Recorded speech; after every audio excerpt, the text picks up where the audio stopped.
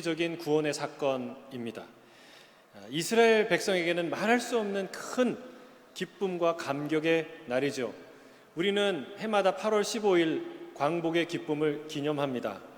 흑백 영상으로 이제 유튜브에서 보면은 가끔씩 그 거리에 쏟아져 나와서 사람들이 함께 달려가면서 만세를 외치는 그런 영상을 보면 그때의 기쁨이 얼마나 컸을까, 이런 것을 상상해 봅니다.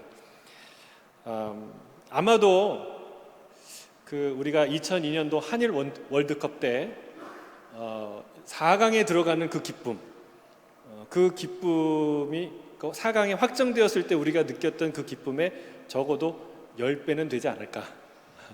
그런 감격, 우리 2002년도에도 정말 기쁘지 않았습니까? 그 기쁨의 10배는 적어도 10배는 되지 않을까, 그런 상상을 해봅니다. 35년의 일제강점기가 끝나는 날이 그렇게 기쁘다면 그 10배가 넘는 400년의 애굽의 통치가 끝나는 날은 얼마나 기뻤을까요? 더구나 그것은 종살이가 끝나는 날이 아닙니까? 그러니까 노예 해방의 기쁨까지 더해졌으니 그 출애굽의 날은 그 날의 기쁨과 역사적인 의미는 우리가 상상하기 어려울 것입니다. 우리의 구원이 바로 그러한 성격을 갖고 있다는 것을 성경은 우리에게 보여주는 거예요. 구원은 한 인생에서 일어나는 어떤 중요한 일들 중에 하나의 사건이 아닙니다. 홍해가 갈라지듯이 이전과 이후가 갈라지는, 비포와 BC와 AD가 갈라지는 기념비적인 사건이 구원의 사건이죠. 그래서 주님은 오늘 본문에 이런 명령을 하십니다. 자, 오늘 본문 1절, 2절 같이 한번 다시 읽겠습니다. 1절, 2절입니다. 시작. 여호와께서 애굽 땅에서 모세와 아론에게 일러 말씀하시되 이 달을 너희에게 달의 시작 곧 해의 첫 달이 되게 하고. 자, 6월절은 전혀 새로운 시작입니다. 이 사건 이후에 이스라엘은 애굽을 나가게 됩니다. 자, 애굽과 바로의 입장에서 생각해 보면 하나님을 대적하고 또 대적해서 끝내 결국은 심판받고 망하게 되는 일이지만, 이스라엘의 입장에서 보면은 드디어 마침내 구원을 얻는 감격적인 놀라운 기쁨의 날이 되죠. 근데 이 순간을 하나님이 미리 알려주셨다는 사실이 중요해요. 이전 9번은 하나님이 이 일을 해도 너희 나가지 못할 거야, 이 바로가 너희를 내보내주지 않을 거야 라고 말씀하셨는데, 이분은 달라요. 하나님이 이후에 바로가 너희를 내보낼 것인데 다 쫓아낼 것이다, 다 나가게 될 것이다, 그러니 너희는 이러한 준비를 하라고 말씀하세요.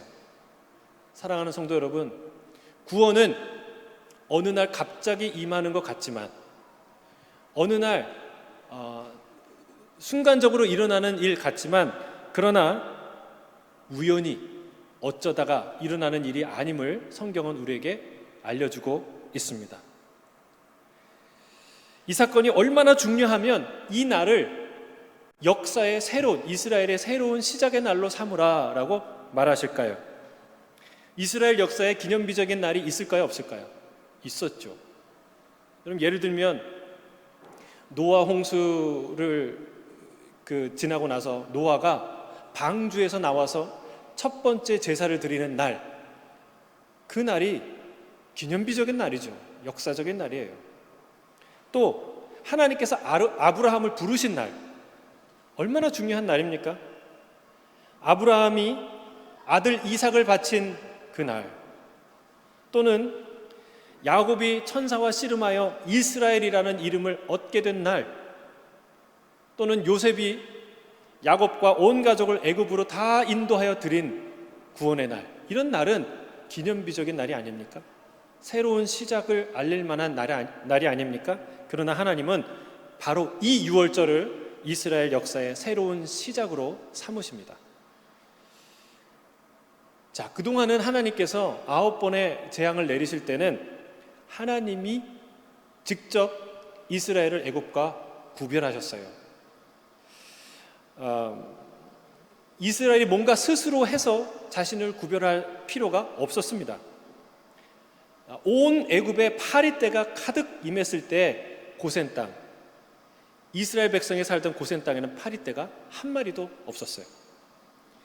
애굽의 온 가축이 돌림병으로 다 죽어나갈 때 고센 땅의 가축들은 멀쩡했어요. 온 애굽에 우박과 불이 하늘로부터 쏟아져 내릴 때에 고센 땅에는 우박 하나 내리지 않았습니다. 온 애굽이 깊은 어둠, 앞을 분간할 수 없는 칠흑 같은 암흑이 3일 동안 덮을 때에도 고센 땅은 하늘의 빛이 비추었어요. 그럼 그들이 뭔가를 해서 구별된 게 아니었어요. 하나님이 행하신 일이죠. 그리고 여전히 지금도 그들은 고센 땅에 구별되어 거주합니다. 이스라엘 사람 딱 보면은 히브리 사람 알죠. 그러나 이번에는 달랐어요. 하나님은 그들에게 특별한 명령을 내리시고 그 명령을 준행하고 순종하고 실천하는 자들에게 재앙을 피해갈 수 있는 은혜를 내리십니다. 여러분, 우리는 이스라엘 백성이 이 명령을 다 순종했을 거라는 그런 자연히 그들이 그렇게 했을 거라는 생각을 할 수 있어요. 하지만 이 행동이 믿음이 필요한 행동이었다는 사실을 우리가 생각해야 됩니다. 자, 왜냐하면 생각해 보세요. 이미 9번의 어마어마한 재앙이 쏟아 부어졌는데 그 재앙이 바로를 무릎 꿇게 만들었습니까? 아니에요. 9번의 재앙과 기적이 일어났는데도 바로가 설득이 안 됐어요. 오히려 갈등이 더 깊어지는 것 같았어요.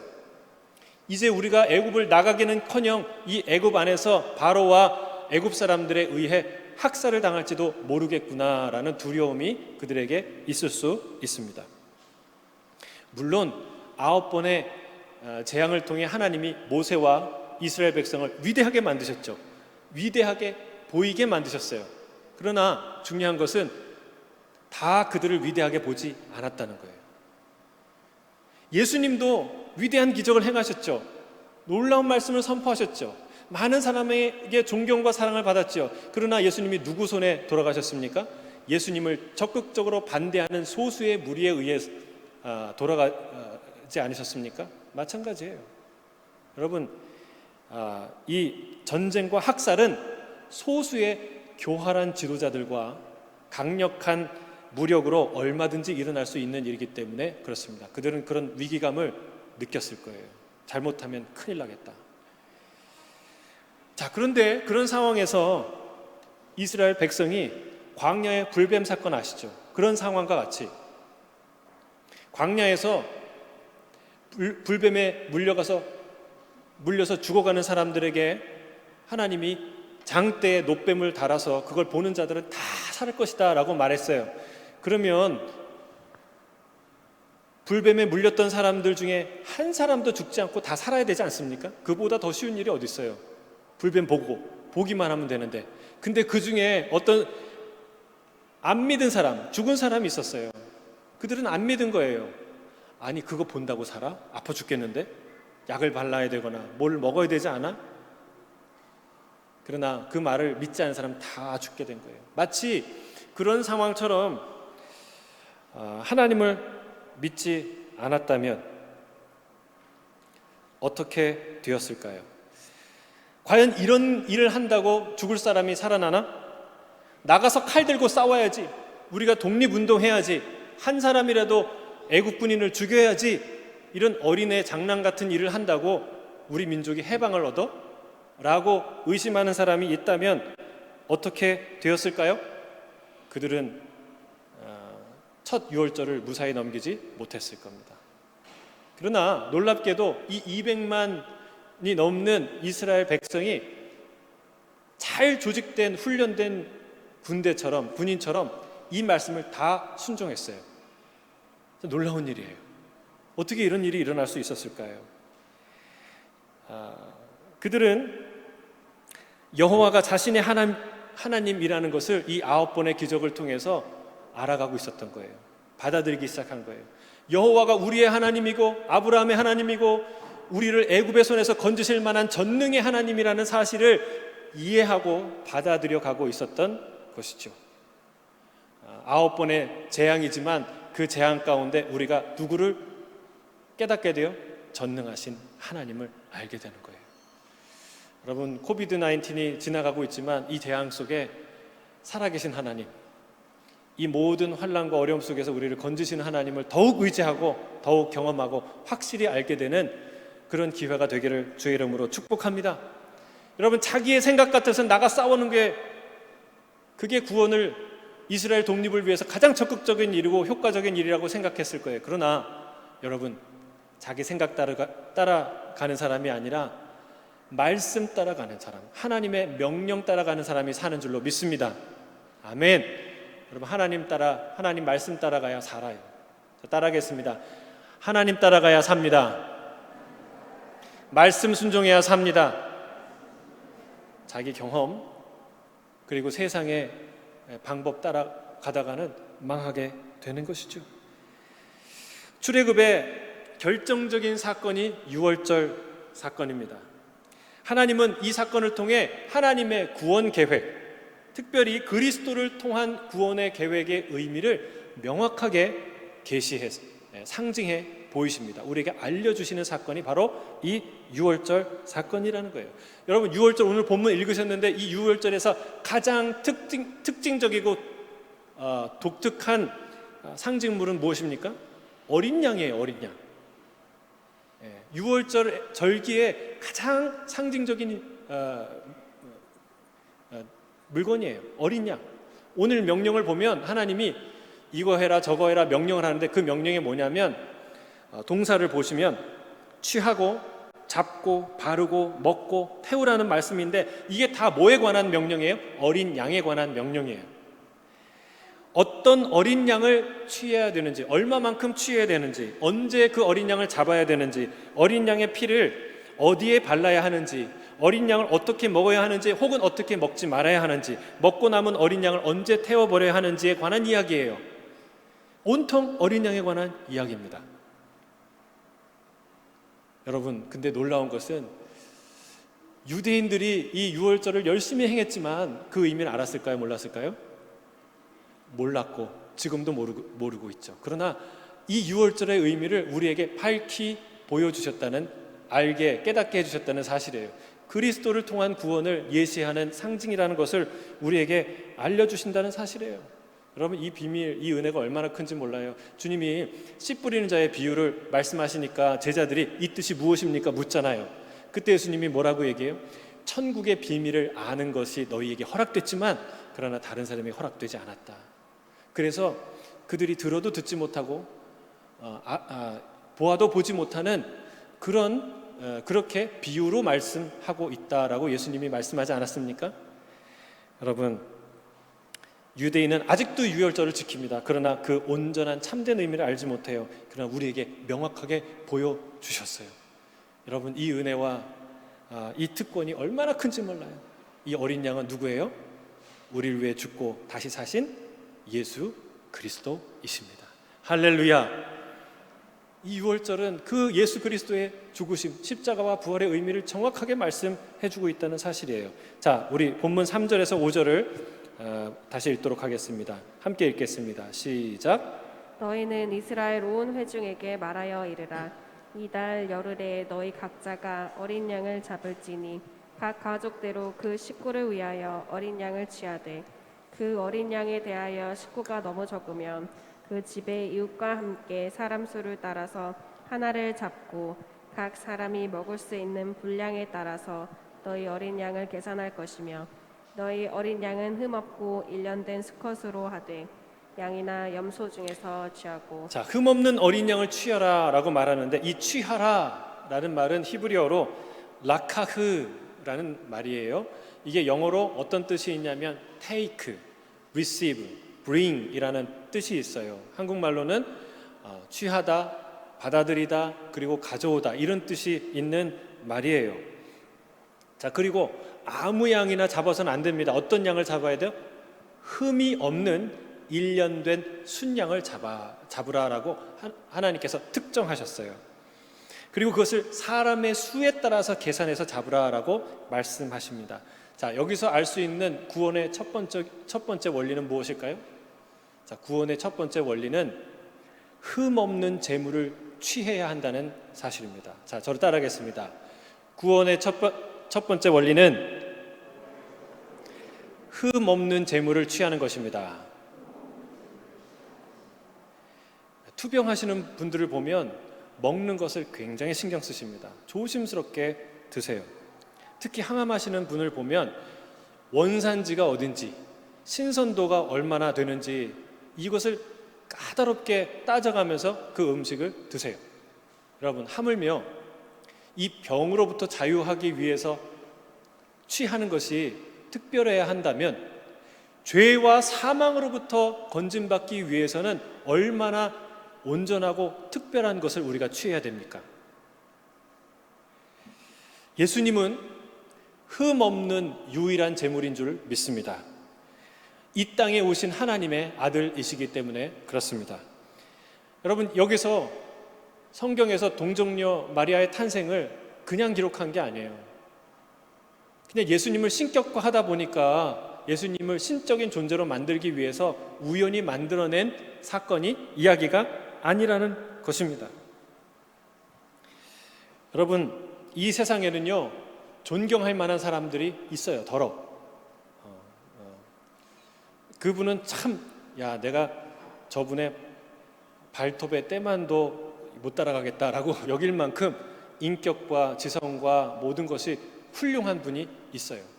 그러나 여러분 생각해 보세요. 결국 우리가 보기에, 내가 보기에 훌륭한 거예요. 그 중심을 어떻게 알겠습니까? 누가 알겠습니까? 그 마음에 누구를 미워하는 마음이 있는지, 누구를 증오하는 마음이 있는지, 어떤 악한 마음이 있는지, 어떤 소원이 있는지 알 길이 없는 거예요. 설사 온전한 사람이 있다 하더라도, 욥과 같이 온전한 사람이 있다 하더라도 여러분 누구의 아들입니까? 사람의 아들이에요. 결국은 아담의 아들이에요. 죄를 지은 죄인의 아들이에요. 출신적으로 본질적으로 우리는 죄인의 씨로 태어난 존재이기 때문에 온전한 제물이 될 수 없다는 사실입니다.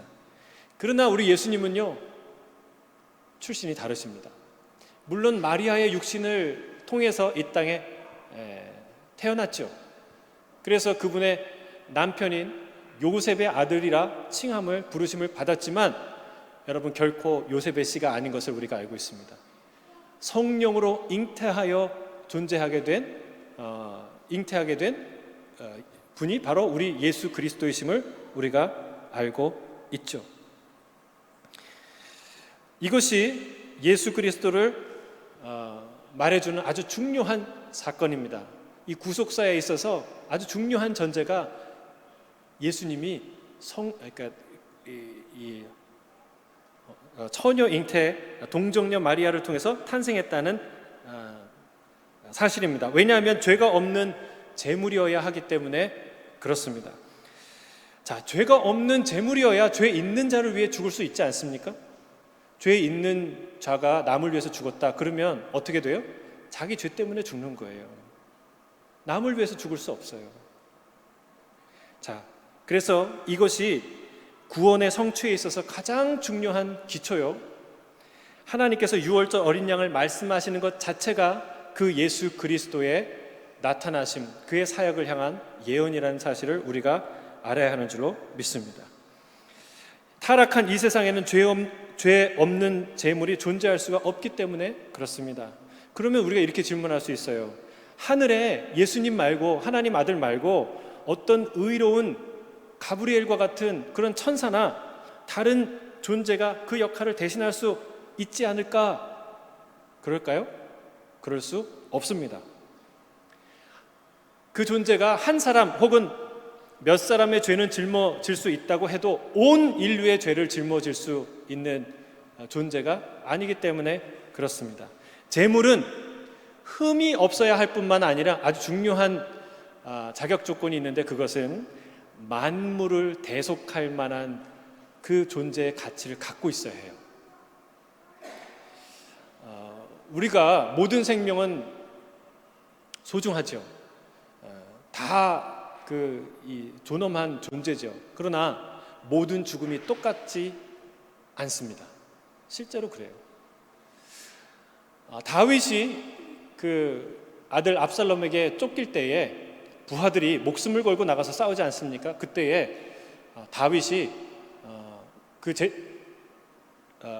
그 부하들과 함께 이렇게 얘기하면 내가 나가서 싸울 것이다. 나도 목숨을 아끼지 않고 나가서 싸울 것이다. 그때 부하들이 말립니다. 뭐라고 말립니까?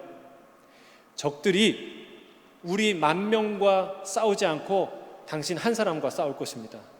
왕이시여, 제발 우리를 생각하시거든 여기 계시고 안전하게 계십시오. 우리를 위해 축복하시고 기도해 주십시오 라고 말립니다. 그렇죠. 전쟁에서 사병이 100명 죽는 것과 장군이 1명 죽는 것이 같습니까? 다르죠. 같을 수가 없습니다. 사병 1명과 장군 1명의 포로를 맞교환할 수 있나요? 그렇지 않습니다. 전쟁에서 장군이 죽거나 원수가 죽거나 왕이 죽으면 그 전쟁은 끝나는 거예요. 지는 거예요. 모든 죽음은 같을 수가 없습니다. 만물을 대속하기 위해서 필요한 재물은 만물을 지으신 하나님 자신, 삼위일체 하나님이신 성자께서 바로 이 땅에 그분이 직접 오셔야 한다는 사실이에요. 우리는 바로 그 어린 양, 세례 요한이 보라 세상 죄를 지고 가는 어린 양이로다 말씀한 바로 그 어린 양 예수 그리스도를 취해야 합니다. 다른 것을 취하면 안 됩니다. 그 예수 그리스도를 테이크하고 receive하고 bring 해야 돼요. 다른 것, 비슷한 것, 온전하지 않은 것을 취했다가는 그것과 함께 다 망하는 거예요. 그래서 구원은 오직 예수 그리스도로 말미암는다고 성경이 선언하는 것입니다. 그리스도인에게, 하나님에게, 교회에 관용이 부족해서가 아니고 사랑이 부족해서가 아니고 우리가 교만해서가 아니라 다른 제물로는 그런 대속의 기능을 할 수가 없기 때문에 이 대속의 온전한 임무를 완수할 수 있는 다른 제물이 세상에 존재하지 않기 때문에 성경은 그렇게 우리에게 말하고 있다는 사실입니다. 자, 하나님께서 이스라엘 백성에게 흠 없는 어린 양을 취하라고 명령하시죠. 근데 이스라엘 백성이 이렇게 생각할 수도 있어요. 나는 이스라엘 백성인데, 유대인인데, 히브리인인데, 나는 아브라함의 자손인데, 유대인들이 늘 그렇게 얘기했죠. 나는 아브라함의 자손이라고. 이미 구별된 백성인데 굳이 그럴 필요가 있는가? 또 어린 양의 피를 칠해서 또 구별할 필요가 있는가? 그래서 그 어린 양의 피를 취하지 않은 사람이 있었다면 어떻게 됐을까요? 결과는 뻔했겠죠. 그는 분명히 죽음의 재앙을 피하지 못했을 것입니다. 왜요? 그 문설주에 흠없는 어린 양의 피가 발라지지 않았기 때문에 그렇습니다. 여러분, 이건 뭘 말하는 거예요? 구원은 혈통에서 오지 않는다는 것을 의미합니다. 따라하겠습니다. 구원은 혈통에서 오지 않습니다. 자, 예수님이 이 원리를 아주 분명하게 밝히신 적이 있어요. 그것은 예수님의 어머니와 예수님의 형제들이 자기를 찾아오셨을 때 이렇게 얘기합니다. 이렇게. 자, 누가복음 8장 21절 함께 읽어볼까요? 시작. 예수께서 대답하여 이르시되 내 어머니와 내 동생들은 곧 하나님의 말씀을 듣고 행하는 이 사람들이라 하시니라. 이상하죠? 예수님이 좀 차갑게 말씀하세요. 예수님이 어머니를 사랑하고 그리고 가족들을 사랑하는 그런 분이었어요. 예수님은 십자가에 죽는 그 극심한 고통 가운데서도 어머니를 챙기셨던 효자였어요. 그런데 왜 이런 냉랭한 이야기를 했을까? 싸늘한 얘기를 했을까? 부모가 왔다면, 형제가 왔다면 어서 오라고, 그래 우리 어머니라고 뭐 이렇게 자랑하거나 환영해야 되지 않습니까? 그런데 마치 남처럼 내 어머니, 내 형제들, 바로 여기에 하나님 말씀을 듣고 행하는 사람들이 다 내 어머니고 내 형제예요, 이렇게 말하는 거예요. 왜 이런 얘기를 했을까요? 요한의 증언과 그리고 복음서의 저자들의 이야기를 따르면 이 상황은 어머니와 형제들이 예수님을 신뢰해서 예수님을 섬기고 싶어서 온 상황이 아니에요. 특히 마태복음, 마가복음을 보면 바알세불 논쟁 가운데 이런 일이 일어났는데 사람들이 예수님을 비난했어요. 바알셉을, 큰 귀신의 힘을 빌어서 작은 귀신을 내쫓는 그런 일을 하는 사람, 저 사람은 귀신 들린 사람이다 라고 얘기했어요. 특별히 예수님의 고향인 나사렛은 예수님을 환영하고 자랑스럽게 생각했습니까? 예수님을 배척했습니까? 예수님을 배척했죠. 그러니까 그들로부터 들리는, 가족에게 들리는 말이 어떤 좋은 소식이었겠어요? 아니죠. 얘 미쳤다, 귀신 들렸다, 빨리 가서 말려야 된다, 그 얘기를 들으니까 예수님을 즐거워하고 찬양하고 믿기 위해서, 섬기기 위해서 간 게 아니라 내 아들, 이 형님, 내 오빠를 데리러 온 거예요. 말리러 온 거예요. 그때 예수님이 말씀하신 거예요. 내 어머니, 내 형제는 바로 여기 하나님의 말씀을 듣고 순종하는 이 사람들이다. 여러분, 이 말은 참 중요한 말씀이에요. 이 말은 어떤 뜻입니까? 하나님의 로얄 패밀리는 혈통으로 되지 않는다는 거예요. 여러분, 예수님을 낳은 태가 얼마나 복됩니까? 누가복음 1장에 보면 예수님을 잉태하고 천사의 그 이야기를 듣고 나서 마리아가 기뻐합니다. 노래 부릅니다. 뭐라고 얘기해요? 만세에 사람들이 나를 복 있는 여자라고 말할 것이다. 그렇죠. 이게 얼마나 아름다운 놀라운 특권이에요. 예수님의 동생, 예수님의 누이, 얼마나 특권이에요. 그럼 천국에 가면 그 사람들이 얼마나 영광스러운 자부심 있는 그런 사람들로 인정받겠습니까? 그러나 여러분, 이 냉정한 아주 중요한 선언은 무엇을 말하는가? 같은 혈통이었어도, 같은 가족이었어도 진짜 예수 그리스도의 하늘의 하나님의 로얄 패밀리가 되는 자격은 혈통으로 주어지는 것이 아니다 라는 것을 명확하게 우리에게 말씀해 주시는 거예요. 그러면 어떻게 되는가? 사도 요한은 이렇게 말하고 있어요.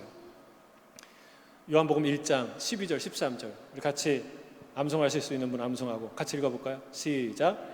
영접하는 자 곧 그 이름을 믿는 자들에게는 하나님의 자녀가 되는 권세를 주셨으니 이는 혈통으로나 육적으로나 사람의 뜻으로 나지 아니하고 하나님께로부터 난 자들이니라.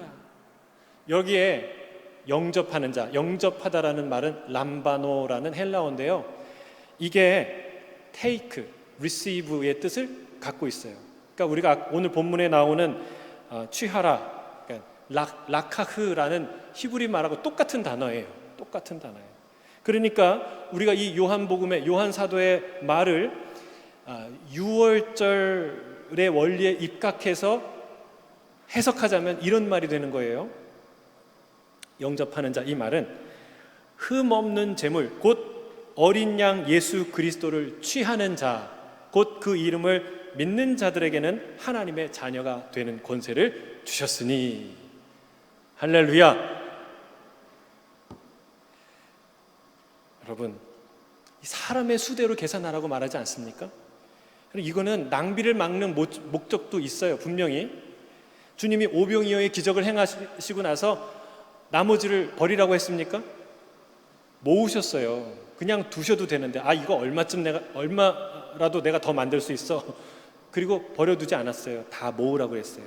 하나님은요, 거룩한 것, 소중한 것, 낭비되는 거 원하지 않습니다. 하나님이 그런 의미에서 어린 양을 계산해서 잡으라고 말씀하셨죠. 그러나 더 중요한 의미가 여기에 있습니다. 사람의 수대로 계산하라는 것은 한 사람도 못 먹는 일이 없게 하라. 한 사람도 이 재물에 참여하지 못하는 일이 없게 하라는 거예요. 구원은 어디서 나오는가? 구원은 단체로 일어나는 게 아니라 그 재물에 참여하는 사람, 각 개개인에게 일어난다는 거예요. 그 피를 바른 그 문 안에 있는 각 개개인이 구원을 얻는다는 사실을 성경은 우리에게 알려준다는 사실입니다. 여러분, 어린 양의 이야기는 왜 신약에도 나오고 구약에도 나오고 곳곳에서 나오는가? 우연의 일치인가? 아닙니다. 예수님이 오셨는데 십자가에 죽으셨어요. 부활하셨어요. 이걸 어떻게 해석할 줄 모르니까 마침 유대인의 유월절 풍습이 있는데 그래, 이렇게 해석하면 되겠다. 예수님은 유월절 어린 양이었어. 이렇게 해석해서 나온 개념일까요? 그렇지 않다는 것을 성경을 보면 알 수 있습니다. 우리는 미래를 정확하게 내다보고 예측할 수 있는 능력이 없죠. 그래서 현재 일어난 일을 과거의 사건과 어떤 인물과 어떤 것에 비추어서 해석하는 경향이 있어요. 그러나 하나님은 정확하게 1400년 전에 갈보리 언덕에서 모든 만인을 위해서 대신 죽으실 예수 그리스도를 내다보셨어요. 그 대속의 은혜를 하나님은 계획하고 있었어요. 그렇기 때문에 역으로 1400여 년 전에 바로 이 오늘 본문의 이 날 하나님이 명하신 거예요. 어린 양을 취하라. 그 방법까지 말씀하신 것이죠. 여러분, 하나님의 눈은 불과 1400년 후의 일을 예언하는 정도가 아닙니다. 하나님의 눈은 하나님에서는 어디까지 가요? 세상 끝까지 갑니다. 종말의 때까지 갑니다. 어떻게 알 수 있나요? 요한계시록에서도 어린 양의 이야기가 나온다는 거예요. 요한계시록 곳곳에 예수 그리스도를 어린 양으로 선언해요. 요한계시록에 우리 인류의 클라이맥스를 보여줘요. 우리 성도들과 예수님과 만날 거예요. 그리고 성대한 자치 가운데 우리가 하나 돼서 영원한 삶으로 축복으로 들어가는 날이 있을 거예요. 그거를 뭐라고 표현하냐면 혼인잔치로 표현합니다. 특별히 무슨 혼인잔치라고 표현해요? 어린 양의 혼인잔치라고 표현한다는 사실이에요. 또 요한계시록 5장에 보면 사도 요한이 환상 중에 보좌에 계신 하나님이죠. 하나님이 오른손에 7인으로 임봉한 두루마리를 들고 계시는데 그 임봉을 뗄 사람이 아무도 없어서 슬피 탄식하며 크게 우는 장면이 나와요. 그때 한 장로가 와서 울지 마라. 이 임봉을 떼실 이가 있는데 누구예요?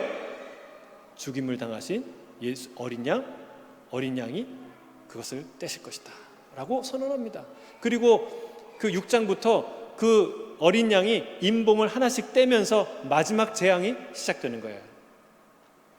여러분, 얼마나 놀라운 분이에요. 요한계시록 5장 6절 7절 한번 읽어볼까요? 우리 자막을 통해서 함께 읽겠습니다. 시작. 한 어린 양이 서 있는데 일찍이 죽음을 당한 것 같더라. 그 어린 양이 양이 나와서 나와서 보좌에 앉으신 이에 오른손에서 두루마리를 취하시니라. 그분이 인봉을 떼면서 마지막 심판을 시작하는데 그 정도가 아니라 7장에 보면은 14만 4천 명. 네, 14만 4천 명 가지고도 많은 해석이 있죠. 이단들이 많이 해석하죠. 그러나 그 뒤에 뭐라고 얘기하냐면 능히 아무도 셀 수 없는 물이라고 얘기해요. 그러니까 14만 4천 명이 특정한 14만 4천 명이 아니라는 걸 알 수 있죠. 자, 그 능히 아무도 셀 수 없는 그 무리가 나와서 찬양을 하는데 누구를 찬양하느냐? 자, 요한계시록 7장 10절 이렇게 찬양합니다. 함께 읽겠습니다. 시작. 큰 소리로 외쳐 이르되 구원하심이 보좌에 앉으신 우리 하나님과 어린 양에게 있도다. 누구에게 있다고요? 하나님과 우리 어린 양. 여러분, 이 어린 양이 얼마나 중요한 개념이고 얼마나 중요한 상징이고 얼마나 중요한 존재인지 성경은 우리에게 보여주고 있다는 거예요. 6월절 어린 양과 십자가의 사건이 연결됩니다. 요한계시록과 창세기가 이 출애굽기가 연결됩니다. 어린 양의 혼인잔치로 다 이어지는 이것이 보입니까? 어린 양은 하나님의 구원 계획의 아주 중요한 핵심 개념이라는 것을 성경이 우리에게 가르쳐주고 있다는 사실이에요. 근데 이 6월절의 어린 양이 1400년 후에 예수 그리스도의 탄생과 그리고 종말에 어린 양의 혼인잔치만 연결되는 게 아니에요. 그 전에는 연결이 안 될까요? 있어요. 아브라함이 이삭을 바칠 때 하나님께서 준비하신 여호와 이레로 준비하신 제물이 뭐예요? 양이에요. 순양. 수풀에 뿔이 걸려있는 순양이 죽었어요. 근데 그 순양을 바친 모리아 산이 어떤 산입니까? 성전이 세워지는 산이었어요. 그리고 예수 그리스도가 십자가에 죽으신 골고다 언덕에 있는 곳이 바로 그 모리아 산이었어요. 놀랍지 않습니까? 별로 안 놀라시는데 여러분, 이 역사가 하나하나가 이어지는데 그러면 그 전에는 없을까요? 여러분, 그 전에도 있어요. 아담과 하와가 죄를 지어서 에덴 동산에 쫓겨날 때 하나님이 그냥 보내지 않고 가죽옷을 지어서 입히세요. 그 가죽옷은 무엇으로 만들었을까요? 하나님이 짠 하고 만드셨을까요? 아니죠. 어떤 동물의 생명을 취한 거예요. 피를 흘린 거예요.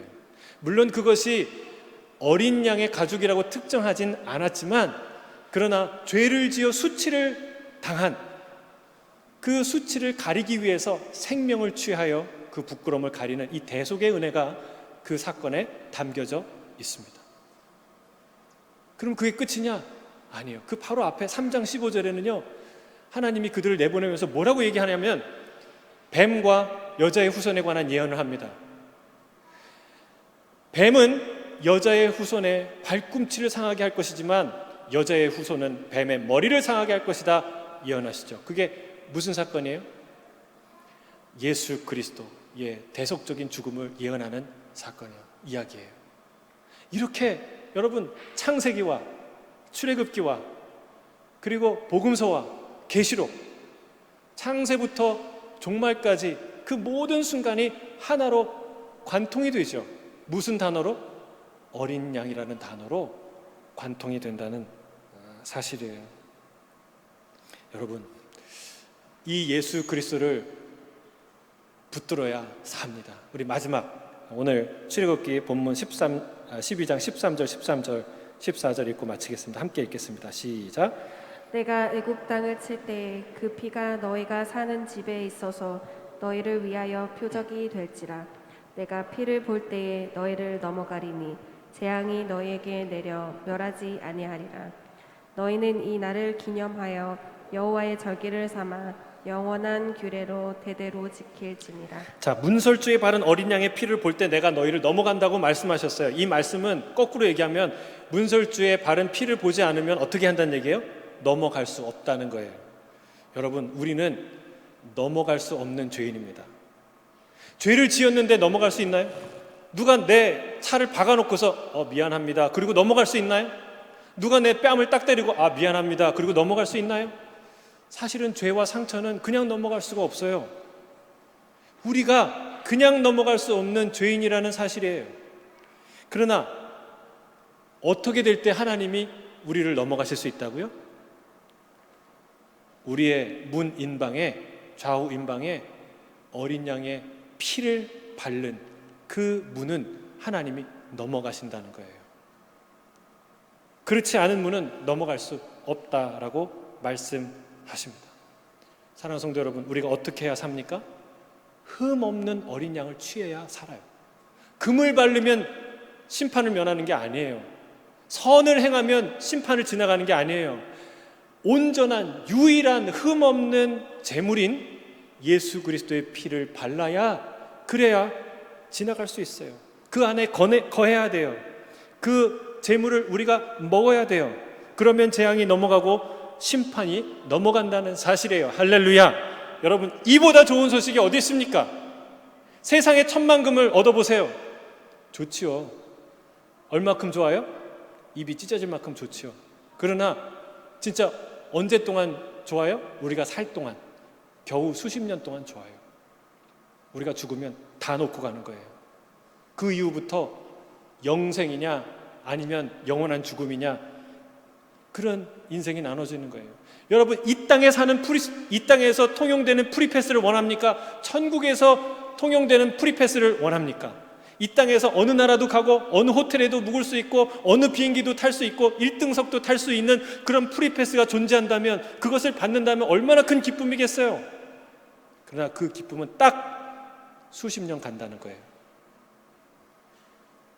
그 프리패스는 그 사람이 죽으면 종이장이 되는 거예요. 아무데도 쓸모없는 거예요. 그 다음부터 필요한 것이 천국의 프리패스예요. 그것이 없는 분은 아무데도 못 가요. 정해진 한 곳 외에는 갈 수가 없어요. 그러나 천국의 프리패스, 그것을 쥔 사람은요, 천국 문을 지나서 하나님의 로얄 패밀리로 우리가 누릴 수 있는 상상할 수 없는 놀라운 영광과 부귀를 그때부터 영원토록 누리기 시작한다는 사실입니다. 말씀을 맺습니다.